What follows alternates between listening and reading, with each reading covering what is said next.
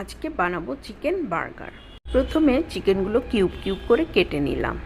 এবার দিয়ে দিলাম আদা রসুন পেস্ট, জিরে ও ধনিয়ার গুঁড়া, মরিচ গুঁড়া, হলুদ গুঁড়া, লবণ, কালো গোলমরিচের গুঁড়ো আর সয়া সস, আর এক ফালি লেবু চিপে তার রসটা দিয়ে নিব।